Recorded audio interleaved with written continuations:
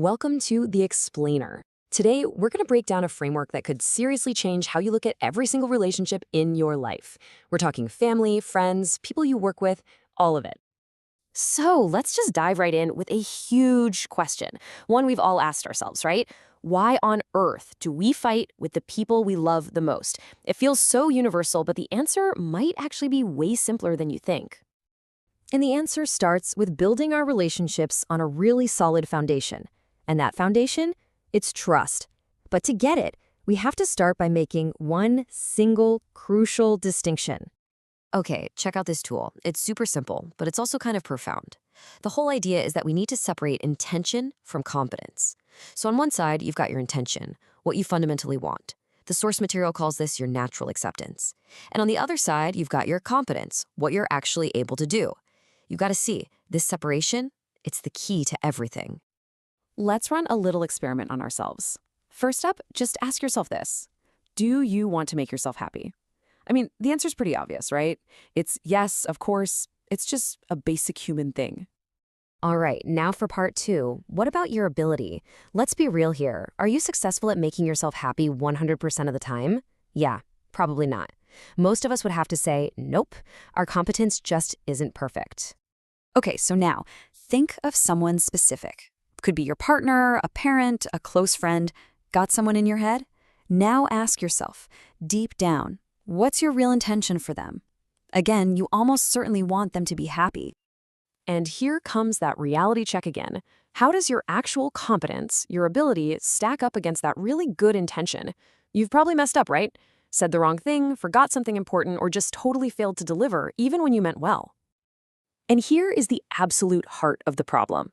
When we think about ourselves, we give ourselves credit for our good intentions. We think, hey, I'm a good person, I meant well. But when we look at somebody else, we judge them based on their actions, on their flawed competence. We see their mistake, and immediately we start to doubt their intention.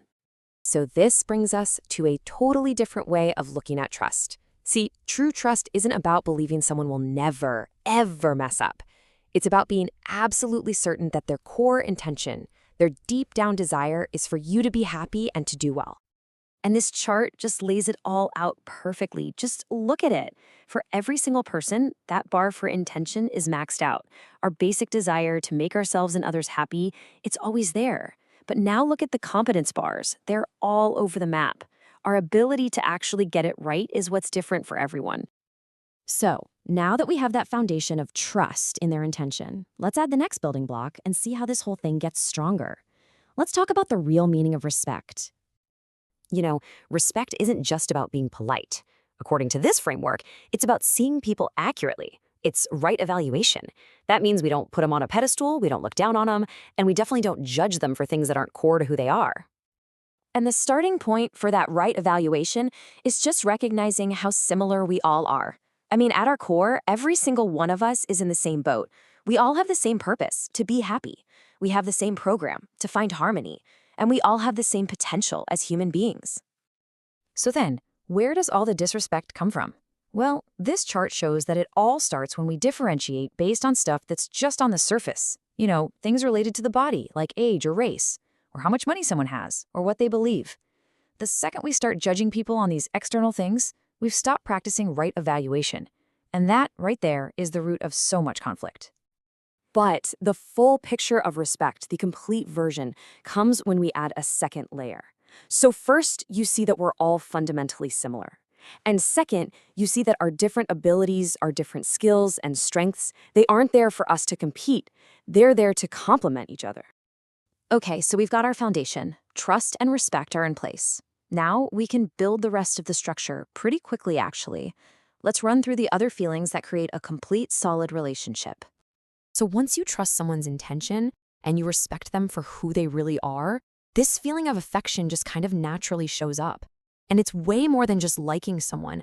It's that feeling of being genuinely connected, of accepting them as one of your own, like family. And that feeling of affection, it naturally leads to action. It shows up in two main ways. First, there's care. That's the responsibility you feel for their physical well-being.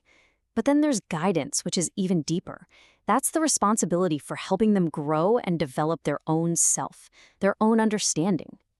Next up is reverence. Now, this is the feeling you get for someone who's really achieved a high level of excellence or understanding, someone you really admire. Think of a great teacher or a mentor. It's not about idolizing them, it's just a deep acceptance and, well, celebration of their wisdom. And this is such a key distinction.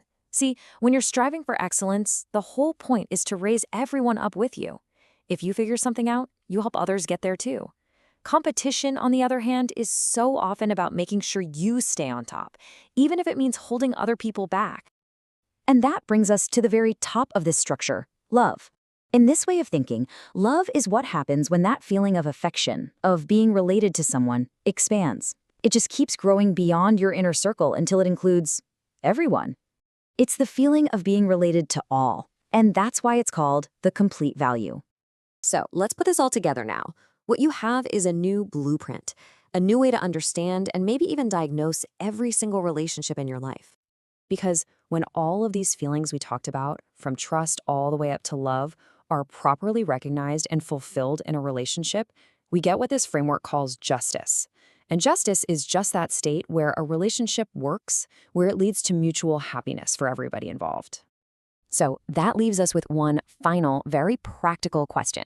I want you to really think about this right now. Who is one person in your life that you're constantly judging based on their mistakes, on their competence? And what do you think would happen if, just starting today, you made the choice to trust their intention instead?